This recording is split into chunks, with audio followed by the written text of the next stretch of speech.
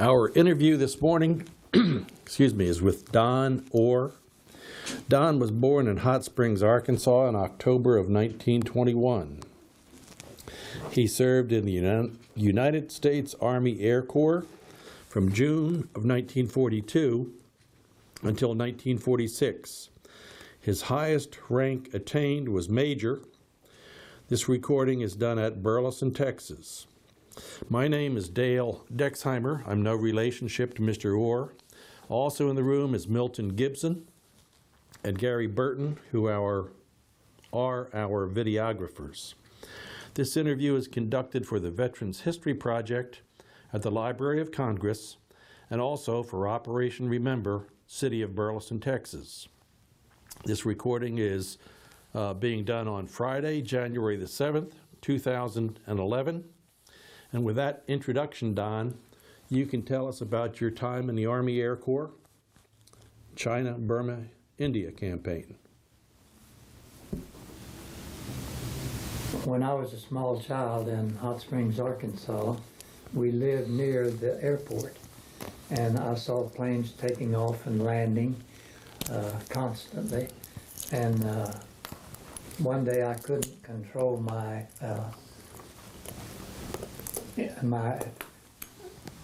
questions about what was going on at the airport any longer, so I went out to the airport, and I just walked over there, and no one paid any attention to me. I went out on the line, and I started walking around the airplanes and looking at them, and then I got up in one and sat down in it and wiggled a stick around, and that was my first introduction to airplanes, and my interest continued after I was had graduated from high school and was going to college. World War II started, and of course there were campaigns to get people to enlist and volunteer, and so I decided I would enlist in the Air Force. I went to Little Rock to enlist, and when I did, I gave some information that made them think that I needed to be in not in flying status. So I ended up going to enlisting and going to learn to be a radio operator and mechanic in Sioux Falls, South Dakota. While I was there, I had an opportunity to change my field of service, and at the end of my graduation from that School of Radio Operators, I went straight to become an aviation cadet. And I went through preschool and ground school in Sioux Falls, South Dakota. Then I went to primary at Grider Field in Pine Bluff, Arkansas. From there, when I didn't wash out like a lot did, I went to basic training in BT-13s in Coffeyville, Kansas. Upon completion there, I hadn't washed out yet, and so I was given the choice to fly fighters or to fly bombers nor cargo planes, and I had put down my choice was fighters. And when I went for the interview, they saw how tall I was, and they said, we think maybe you are too tall for fighters. I said, well, I can scrunch down and get under 6 feet. And they said, okay, that'll be good. So that's how I got to be in fighters instead of bombers or transports. And I went through primary at Grider Field there in Pine Bluff, and then basic and advanced, and I did my training in fighters in Fort Myers, Florida, in P-40s, P-47s. when I finished my training, I was sent to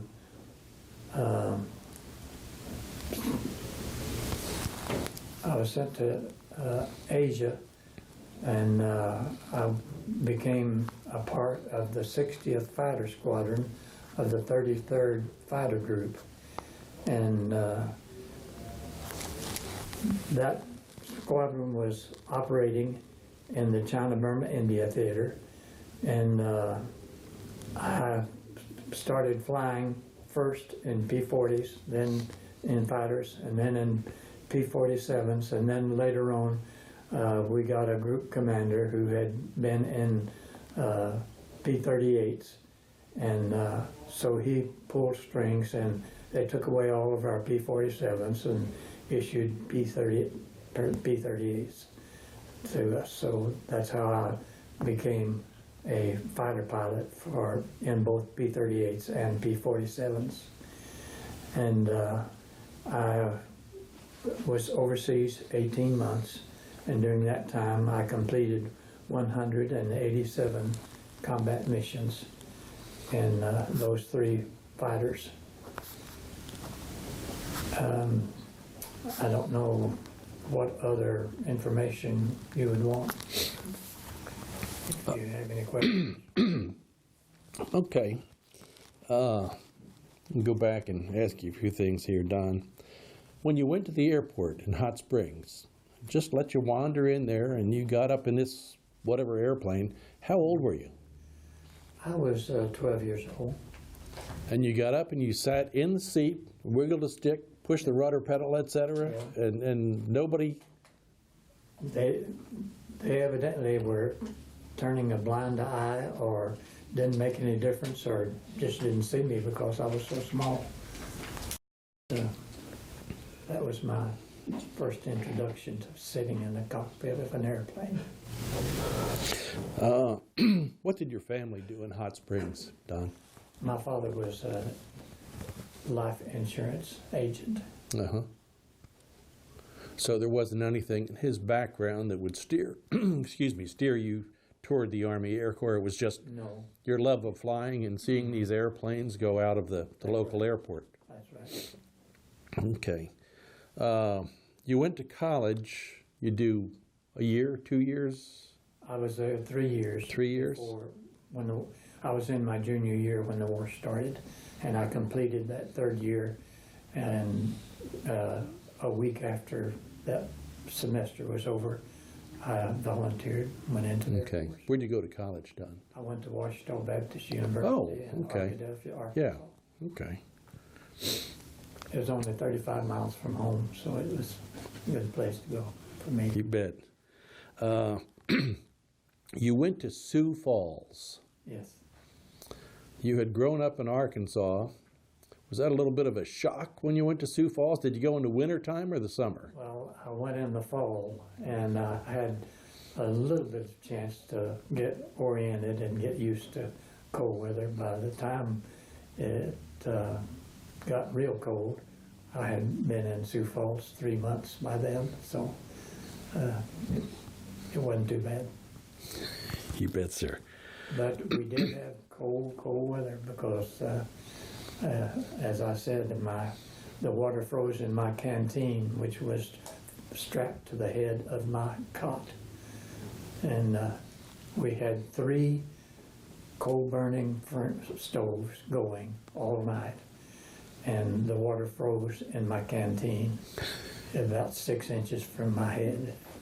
This was an old wooden barracks. Well, I guess they were new barracks, actually, but they were... They were new, but they were tar paper. Outside, they didn't have bricks on them. They were actually tar paper? They were tar paper. Well, of course, there was wood on the inside. Framing. Yeah. Framing. And wood planks, but not brick, and not fitted really for below zero weather. Mm-hmm. You came back to Arkansas, and I think at Pine Bluff you took your primary in a PT-13. Yes. And tell us a little bit about your primary school and about the airplane, Don. Well, I just remember that I was pretty excited because by then I had my private pilot license, and so I was used to being in an airplane, but I had never been in a low-wing monoplane like the PT-13, or PT-19 was. And but having already had my private pilot license, it wasn't as much of a shock to me as it was to those who went directly into that plane for the first time. You went and you got your private license while you were in the service? While I was, no, actually, it was while I was in college. Oh, okay. So when you went down to the recruiter, you already had a private ticket? Yes. Okay. Okay.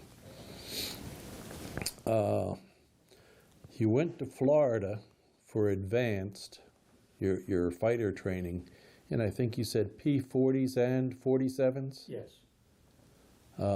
Where was that in Florida? Do you remember, Don? Fort Myers. Fort Myers? Mm-hmm. How many hours did you have in those airplanes?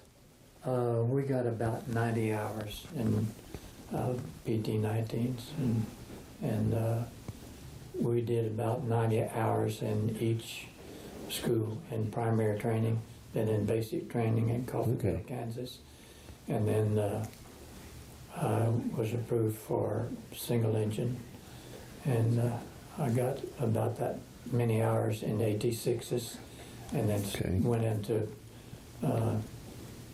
P-40s at the end of that training. That was the fighter that I flew. And then after I got my commission, I went into P-47s. Were you married when you were in the service, Don? No, I was not. You were not. When you got out, you were still single? Yes. Okay, sir. In fact, I finished college and went to Fort Worth to enter the theological seminary. And there I met the young lady who was to become my wife Uh-huh. at seminary. Yeah, okay. If we go back, you have your basic, and I guess you get orders to the 60th, I didn't write it down here, but the 60th Fighter Squadron of the 30th Group? 33rd. 33rd, okay. Did they ship you all to the West Coast? How did you get to China, Burma, India, I guess is what I'm really asking, Don. They sent us on troop planes, and we started flying and going east, and we went to, first we went down through South America, and then we went over to Africa and crossed Africa and went to Asia and ended up in Calcutta, and then went on to China. The airplanes were already in China when you got there, the planes that you flew? Yes. Okay. Mm-hmm. So you get to China in 1944? 44. 44. And where were you based in China? I was at Chengdu. Chengdu, okay. Was that the only base you were at and all the time you were over there, Don? Did you fly out of the same place all the I was time? only in Chengdu a short time, and then we were transferred to Burma, and most of my combat missions were in Burma, northeastern India and Burma. When you mention combat missions, could you describe your typical combat mission and maybe just a typical day when you were there, Don? I guess it was very hot and humid. It was hot and humid, yes, and that affected our ability to carry a load getting off of the ground. And so sometimes we could carry two 500-pound bombs, one under each wing. I have carried two 1,000-pound bombs under each wing on P-47, but that was not in high altitude where the airport was high altitude. That was where the airport was close to sea level. And because the lower you are, the denser the air and the more easily you can get off the ground and reach flying speed.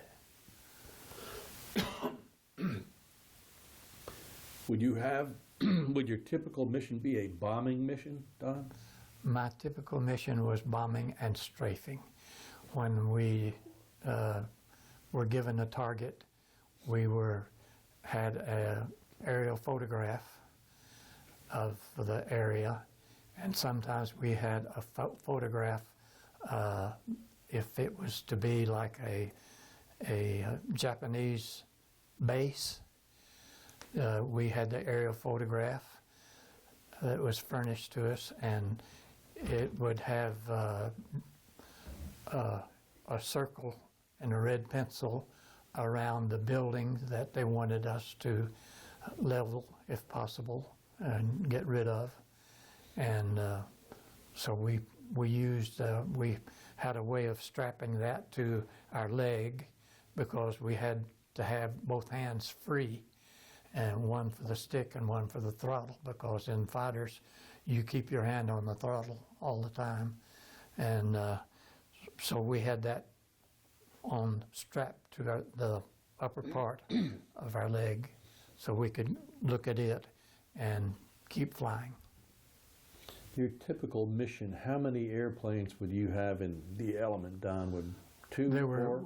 usually we had a minimum of 4 planes in a flight, and there would be 2 elements. The element leader and his wingman would fly on his left, behind him on his left, and then the second element would be on the other side of the flight leader with his wingman on his right.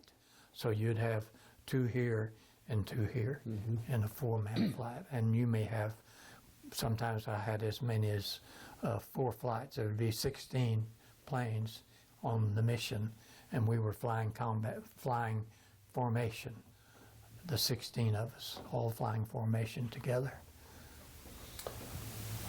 Was the weather pretty consistent for the full 18, excuse me, the full 18 months, Don, or No, did you it have was not. real seasonal? It was very seasonal. We had what was called the monsoon season in the China-Burma India theater, and we were grounded a lot of time during the monsoon season when we could not fly because of the inclement weather, too many clouds. Those days that you were grounded, what'd you do on those days? Well, sometimes they would have a ground school for us to review some of our training or teach us something new about if we were changing airplanes, the type of airplane we were flying. Because I flew, in the fighters, I flew P-40s, I flew P-47s, I flew P-38s, and I flew, part of the time when I was with the RAF, I flew Hawker Hurricane and the Spitfire. So I flew all of those different fighters. When you were with the RAF, they sort of loaned you out to the RAF, I guess? Yes. Fly the same kind of missions? More patrol than bombing and strafing. Mostly patrol. What do you think about the English flyers? The flyer, they were well trained, and they were, how shall I say, they stuck to the rules, and they accomplished what they set out to do pretty well. You say they stuck to the rules. Does that mean that some of your U.S. compatriots, some of your friends maybe went over the line here and there? That could be, yes. Do you have an example of that, sir? Well, sometimes when we were coming back from a mission and we were fairly high altitude, we would roll over and fall away and then level off at treetop level, doing about 400 or 450, and see how many times we could have to pull up to get over a certain tree at 400 miles an hour. And sometimes you could say we did stupid things. Okay, Most of us lived over it. You flew a number of different airplanes, Don, but primarily P-40s, P-38s, and 47s. Yes. Any one of the three that you liked particularly over the others? Well, I would have to say that the P-40 would be the least liked because it was the oldest and the slowest. And I liked the P-38. I didn't necessarily like the having to try to keep the two engines synchronized, because if they're not synchronized, you get the sound in the cockpit